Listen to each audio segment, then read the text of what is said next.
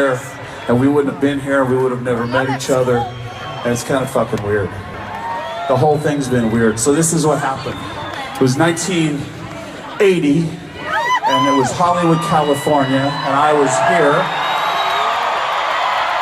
and I was playing in this band called London, and we were kind of doing okay, and I thought to myself, there's gotta be 3 other guys that want to rip the throat out of this music industry. I know they're out there, because at the time, there were these bands like the Knack and the Plimsolls, and they had their little haircuts and their ties, and they were singing sweet little songs, and to be honest with you, it made me fucking sick.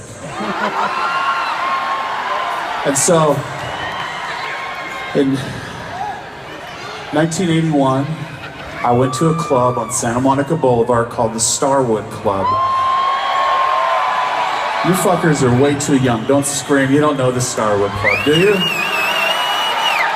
So I go in there, and I walk in, and I look like this, a younger version, and there's this drummer, and he's just kicking the shit out of these drums. Skinny, little, I didn't know he was 17 years old. He wasn't even old enough to drink.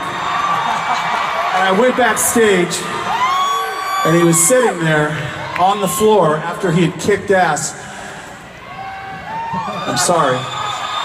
He was wearing girls' spandex pants.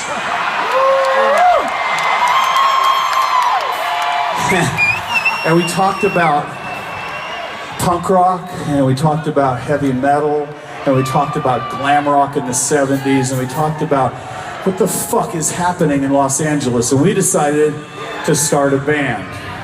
So I was living at this girl's house, and I don't remember her name. Mötley Crüe never remembers their names.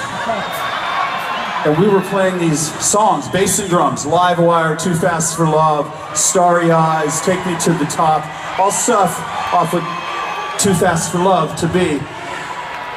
And we said, what are we gonna do for a guitar player? Now there's a magazine here called The Recycler.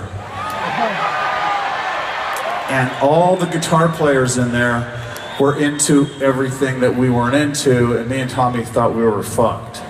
And then there was one ad, I can't even believe it, it said, loud, aggressive motherfucker, call me if only if you're serious, Mick fucking Mars.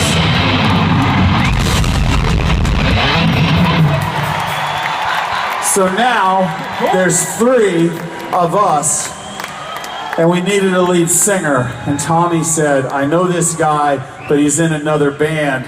And we went back to the Starwood, and we were leaning against the wall, and we thought we were pretty fucking cool, because we were. And we were just standing there like this.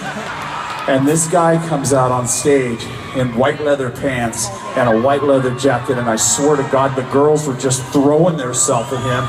And he was singing a Cheap Trick song, and Mick Mars goes, that's our lead singer, and that was Vince fucking Neil. So, we decided to go to a rehearsal room, and at that moment, I handed Vince the lyrics to Live Wire, and Mick ripped into that goddamn riff, and Tommy started kicking the shit out of the drums. I started beating the fuck out of this goddamn bass. Vince started screaming. At that moment, January 17th, 1981, Mötley Crüe was born in this city. This fucking city, right here.